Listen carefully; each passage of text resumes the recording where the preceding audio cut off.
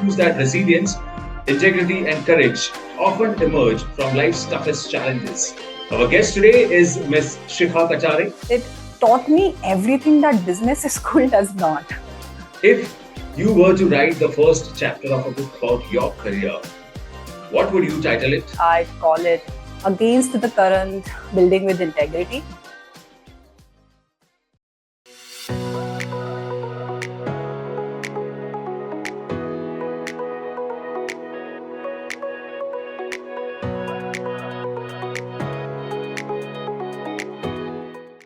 Hello, everyone, and welcome to another compelling episode of FaceTime with Leaders, brought to you by Directors Institute, World Council of Directors. I'm your host, Sunny Pancholi, and today we are joined by a truly remarkable leader whose journey is a testament to resilience, innovation, and excellence.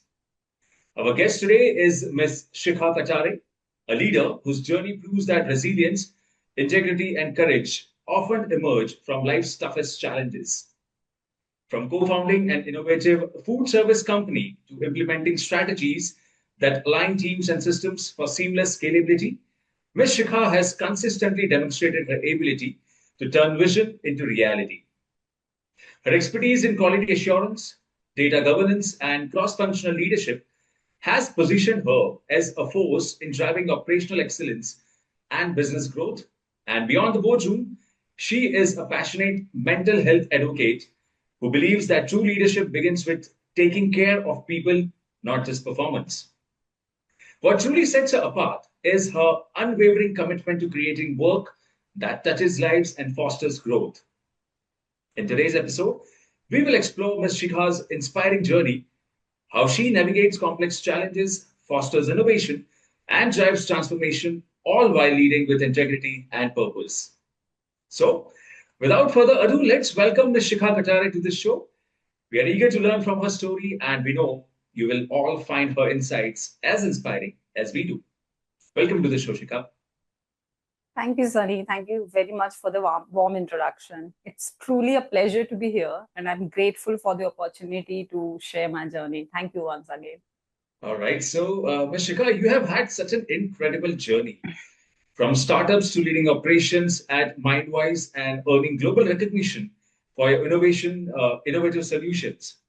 But before we get into the milestones and achievements, I would love to know if you were to write the first chapter of a book about your career, what would you title it and why? Take us back to those early days and the experiences that set the stage for the remarkable journey we are about to explore. Ah, um, I never thought about it much, to be honest, until now. But if I had to title the first chapter of the book about my career, I'd call it Against the Current, Building with Integrity.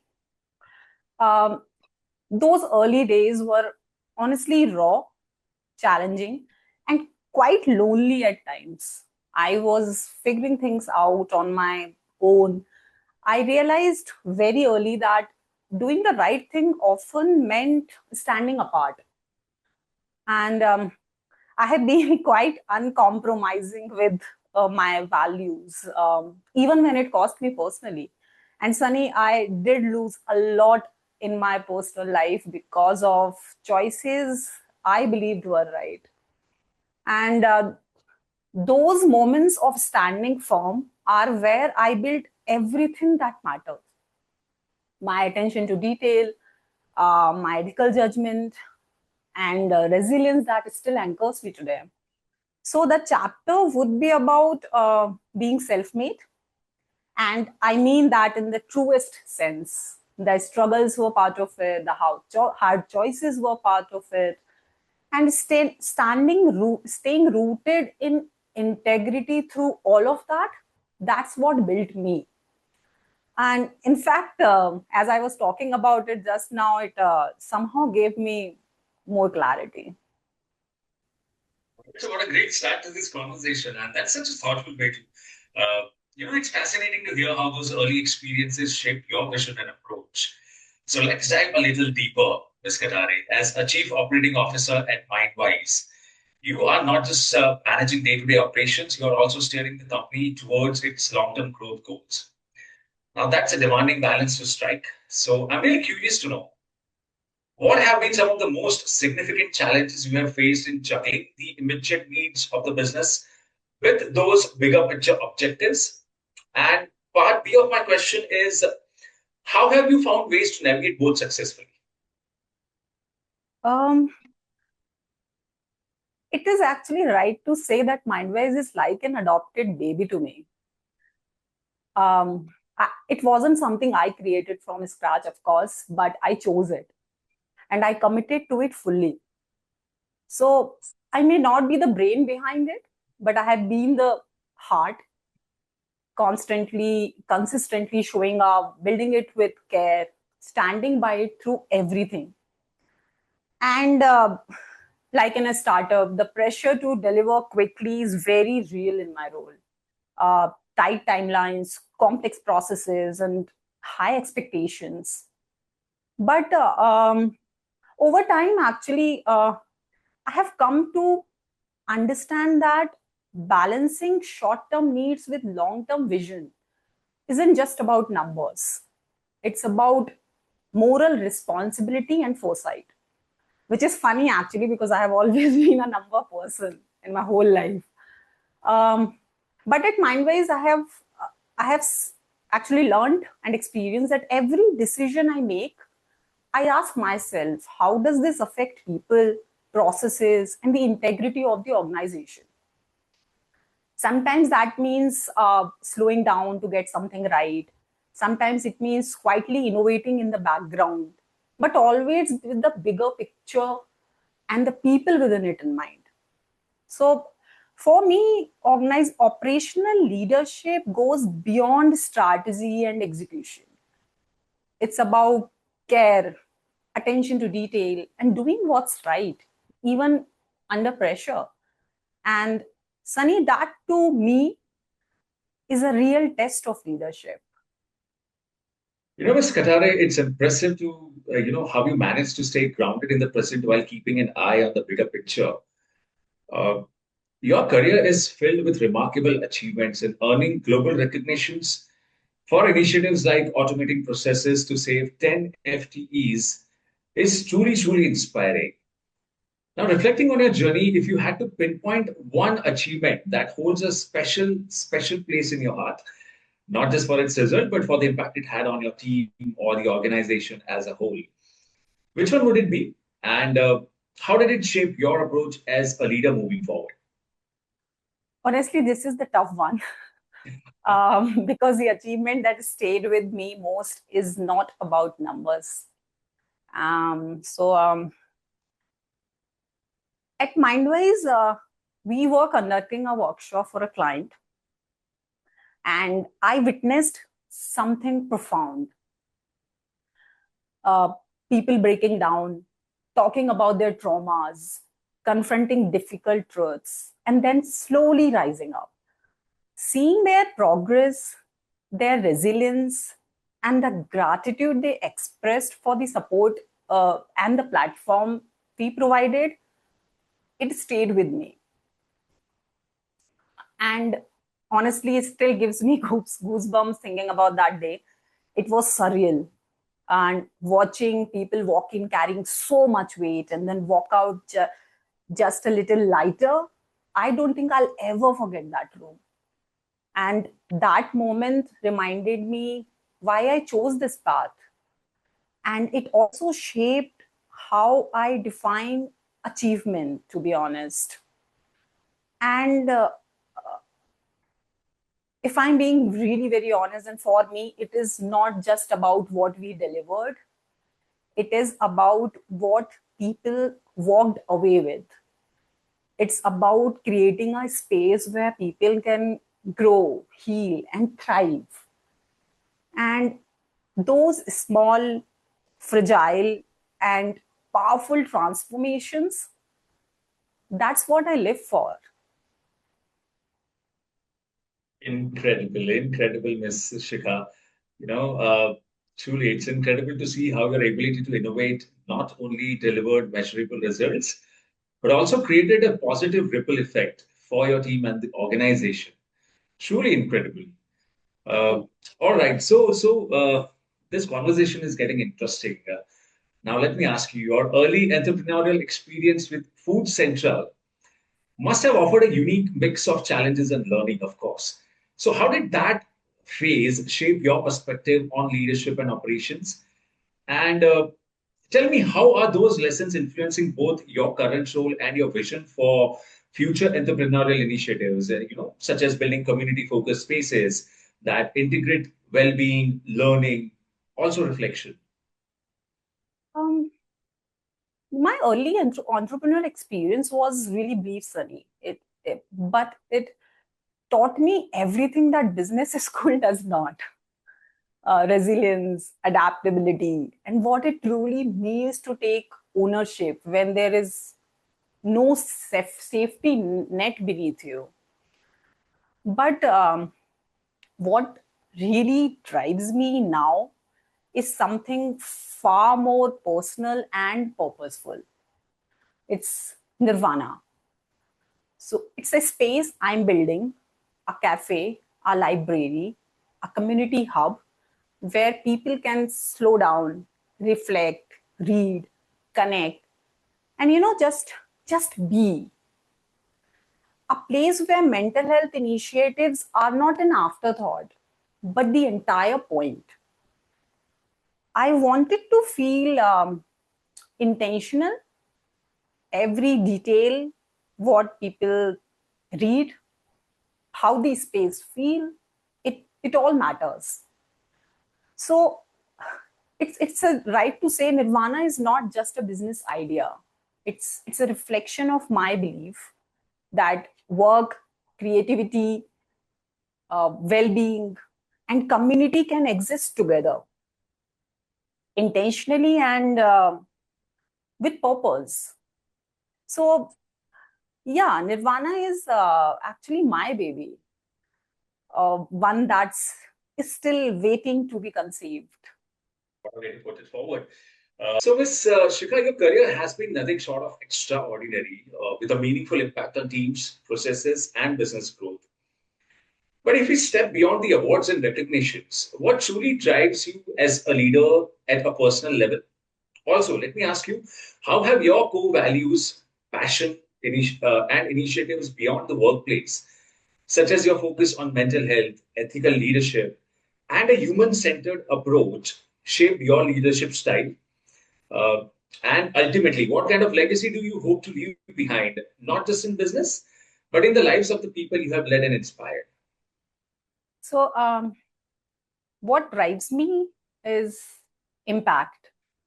Um, and that's honestly why I left a stable MNC role and chose Mindwize. Um, I wanted my work to feel meaningful and not just measurable. And if there is one thread running through everything I do, it's this: it's people, how they grow, how they feel, how they navigate their life, especially through the difficult parts. And I want my legacy to be rooted in care with integrity, whether through the teams I have led, the decisions I have made, or the spaces I'm creating. The one message I want to leave behind is this: no matter how difficult your past is, you can always rebuild. You can find strength within yourself. You can become enough for your own life. And we all have faced struggles, correct? I certainly have. And I have rebuilt myself through them. That's why I have decided to put my journey into a book in the hope that others can find strength in the lessons I have learned and how they have shaped my life. And with that, and with the legacy I hope to leave behind, if even a few people feel seen, heard, understood, or a little less lonely because of something I built or said or wrote or decided, that for me, is the only legacy that truly matters. Great. So now let's divert it to the details of ESG, environmental social governance. ESG is increasingly shaping the future of business, Ms. Shikha. So, from your perspective as a leader, what does ESG truly mean beyond compliance to you? How do principles like ethical governance and a human centered approach influence your decision making? And how can ESG drive meaningful long term impact across strategy, culture, and operations? Um, so when I was going through the courses and when I started going through ESG course, it quickly became my favorite module. Uh, not because it was easy, as though it was, but because it was the one I recognized myself in most. For me, ESG is not a checklist or buzzword. It's a moral compass, and it's how I lead my life. It's about making decisions that reflect integrity and responsibility, not just for results, but for people and systems. And actually, at Mindwize, I have seen how every decision create a ripple. Either it builds trust or it erodes it. So ESG is about doing what's right, even when it's not the easiest path. It's about fairness, transparency, and thinking long term. Because leadership without ethics um, is just management. And for me, that's not enough.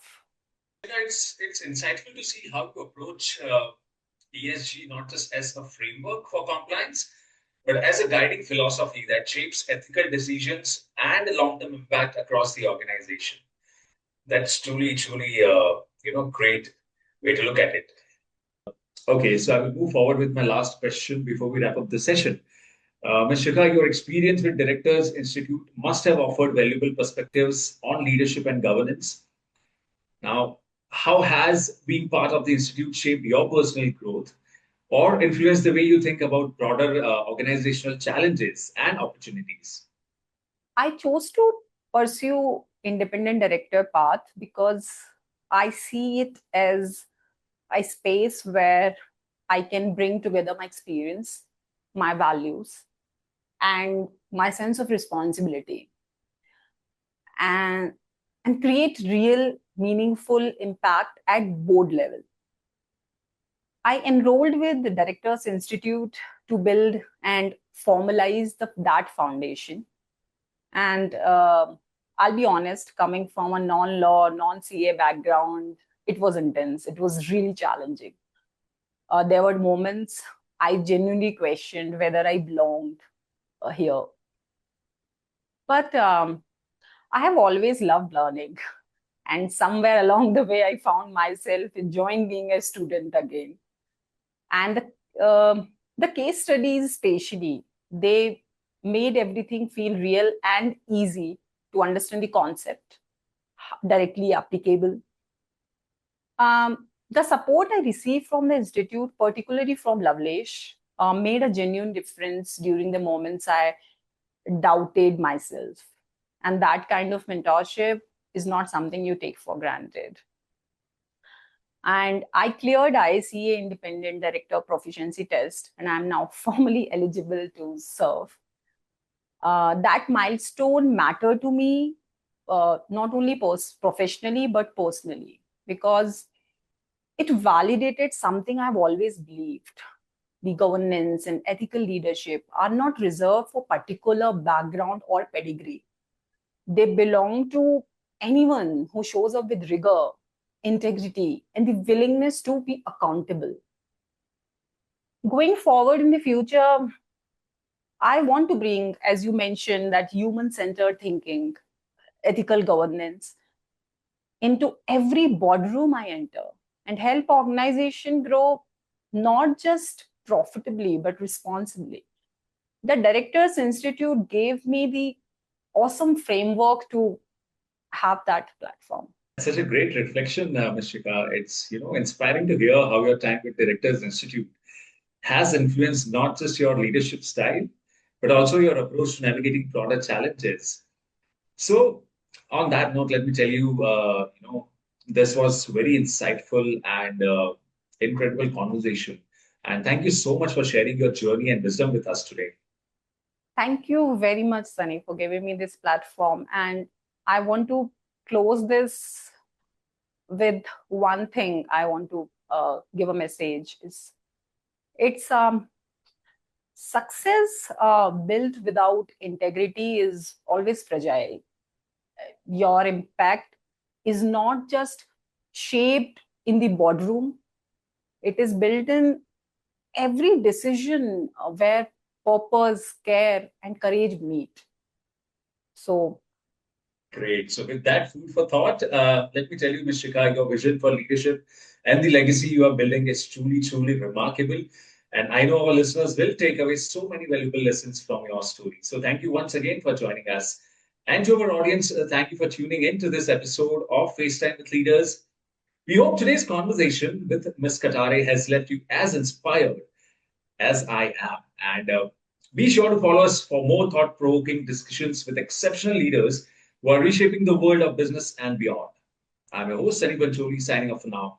Until next time, stay curious, stay driven, and keep striving for excellence. Thank you so much.